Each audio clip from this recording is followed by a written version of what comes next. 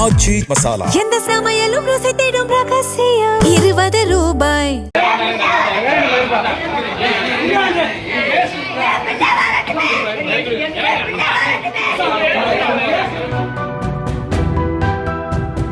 சிவகங்கை மாவட்டம் திருப்பாச்சேத்தி அருகே தூதை கிராமத்தில் தினகரன் என்பவருக்கு சொந்தமான விவசாய நிலத்தை சுற்றி காட்டுப் பன்றிகளுக்காக அமைக்கப்பட்டிருந்த சட்டவிரோத மின்வேலியில் சிக்கி முத்துசங்கு என்ற கபடி வீரர் உயிரிழந்தார். நில உரிமையாளர் தினகரனை கைது செய்து போலீசார் விசாரித்து வருகின்றனர்.